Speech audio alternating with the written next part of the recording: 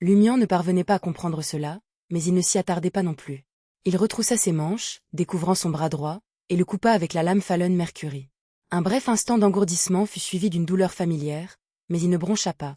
Il regarda le sang couler et tâcher la lame noire argentée de pourpre. Presque instantanément, une rivière illusoire de mercure, composée de symboles complexes, s'est matérialisée sous les yeux de Lumian. Les gouttelettes de destin stockées dans le poignard maléfique s'infiltrèrent de son extrémité et coulèrent dans la blessure peu profonde. Lumian se concentra, s'efforçant de discerner le sort qu'il cherchait à échanger. Il s'est vu recevoir un traitement, s'est vu s'endormir après avoir libéré ses émotions, et s'est vu chercher Ostatrul. Des scènes ont traversé l'esprit de Lumian comme s'il en avait été témoin de première main. Peu de temps après, il a localisé le sort de s'aventurer à l'extérieur des catacombes et de rencontrer le fantôme de Montsouris plusieurs jours auparavant. Il souleva rapidement la pointe de Fallon Mercury et la poussa vers les symboles complexes qui semblaient être formés par la rivière de Mercure. Ce sort s'est avéré lourd, et Lumian n'a pas réussi à le remuer dès sa première tentative. Alors que la rivière illusoire s'estompait lentement, la scène dans son esprit devenait de plus en plus floue. Il a rapidement canalisé la majeure partie de sa spiritualité dans la lame de Fallon Mercury. Enfin, avec un second remue-ménage, le sort de la rencontre avec le fantôme de Montsouris s'est libéré de la rivière illusoire aux teintes de mercure et s'est réduit en une minuscule gouttelette, ressemblant à une perle de mercure provenant d'un thermomètre brisé. La gouttelette illusoire a rapidement fusionné avec le poignard noir en éteint. Ce n'est qu'à ce moment-là que Lumian poussa un soupir de soulagement. Il savait qu'il avait échappé au fantôme de Montsouris, et Fallon Mercury pouvait désormais être considéré comme une lame maudite. Une fois qu'il a soigné la blessure, une étrange intuition l'a soudainement frappé. Guidé par cette intuition, Lumian sortit à nouveau de l'auberge du Coq Doré, se faufilant entre ivrognes bruyants et bagarres houleuses. Il revint rue du Rossignol et s'arrêta devant l'allée où il avait agressé Margot. Fronçant les sourcils, il entra prudemment et renversa la barricade. L'instant suivant, le regard de Lumian tomba instinctivement sur l'ombre dans le coin. Quelque chose se trouvait tranquillement dans le royaume des ténèbres. Sentant sa signification, Lumian se précipita, s'accroupit et ramassa l'objet avec sa main gauche gantée. C'était un portefeuille en cuir marron bombé. Margot l'a laissé tomber, l'argent que ses subordonnés ont pillé et lui ont remis. Lumian comprit à peu près comment l'échange de destin s'était déroulé. Bien qu'il ne se souvienne pas si Margot avait laissé tomber le portefeuille pendant leur bataille acharnée ou s'il était tombé, par la suite, cela n'a pas empêché Lumian de réclamer l'argent. Il a extrait l'épaisse liasse de billets et vidé les pièces d'or, d'argent et de cuivre du porte-monnaie. Ensuite, il jeta le portefeuille et quitta la ruelle.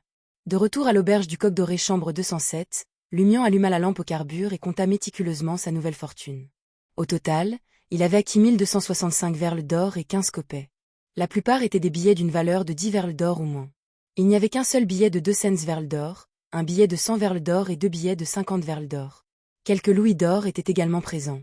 Lumian regarda l'argent pendant quelques secondes avant de soupirer profondément. Même dit dont des « âmes bienveillantes » ne peuvent pas se comparer à l'élimination d'un chef de gang.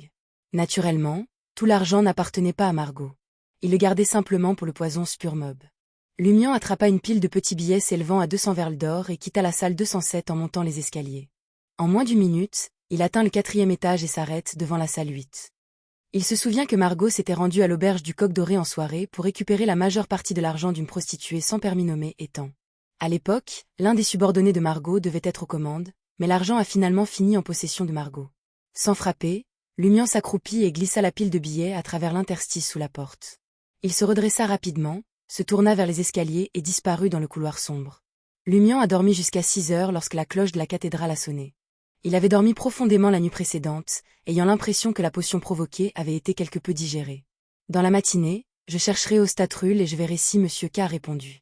J'achèterai aussi de meilleurs vêtements et cosmétiques au quartier de l'Observatoire. L'après-midi, je visiterai le magasin de vêtements bon marché du quartier du Gentleman. Lumian n'avait pas envie de se lever. Il resta allongé là, contemplant tranquillement les projets de la journée. Ayant échappé à la menace du fantôme de Montsouris, il a remis le déguisement sur sa liste de choses à faire. Après être resté au lit pendant un moment, il s'est dirigé vers les toilettes pour se rafraîchir. Ensuite, il est descendu et a acheté un demi-litre de cidre de pomme et une miche de pain avec des saucisses de porc auprès des vendeurs. Ayant rassasié sa faim, il se dirigea vers la place de la cathédrale la plus proche et trouva un coin vide pour pratiquer les techniques de combat qu'Aurore lui avait enseignées. Lumian est rentré à l'auberge du Coq Doré à 9h30, avec l'intention de se reposer 1 heure avant de partir à la recherche d'Ostatrul. En entrant dans le hall du motel, il a repéré 3 femmes de ménage en train de nettoyer diverses zones sales sous la supervision de Madame Fell. Le propriétaire du motel engage des femmes de ménage tous les lundis. Lumian détourna le regard et se dirigea vers l'escalier. À ce moment-là, des pas résonnaient d'en haut. 10 secondes plus tard, Charlie apparut devant Lumian, vêtu d'une chemise en lin, d'un pantalon sombre et de chaussures en cuir sans bretelles. « Tu n'es pas allé à l'hôtel ?» demanda Lumian, perplexe. Charlie bâilla et répondit avec enthousiasme. « Tu ne sais pas? Je pars aujourd'hui.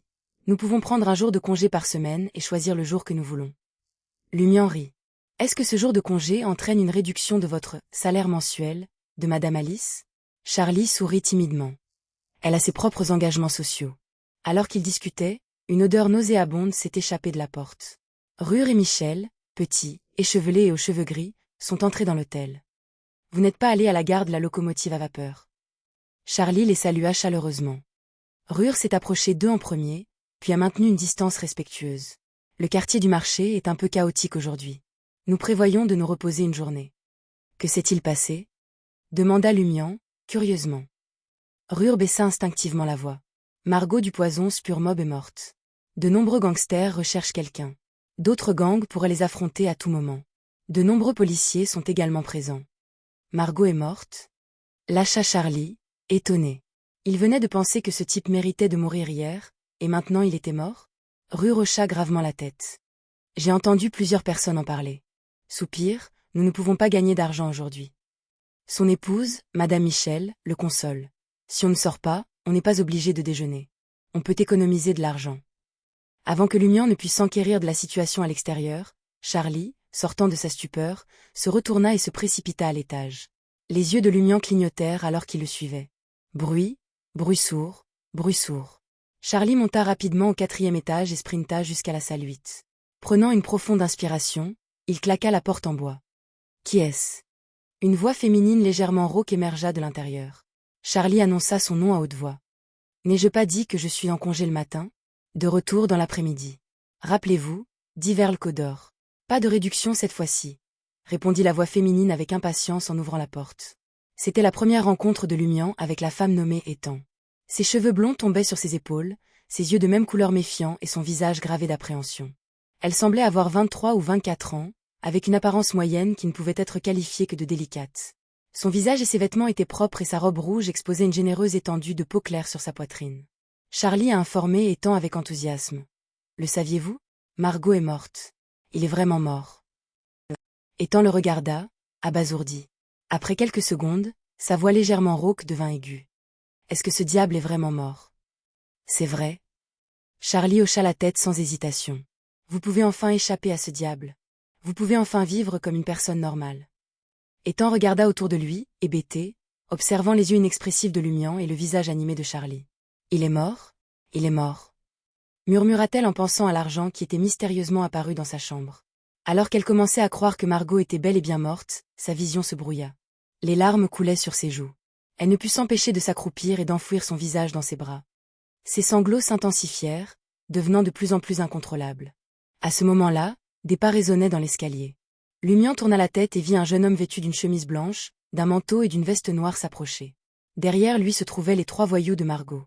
Les cheveux bruns du garçon étaient légèrement bouclés et son visage présentait des plis saillants. Il s'approcha d'Étang en pleurs, s'accroupit et sourit. Je m'appelle Wilson du Poison Spurmob.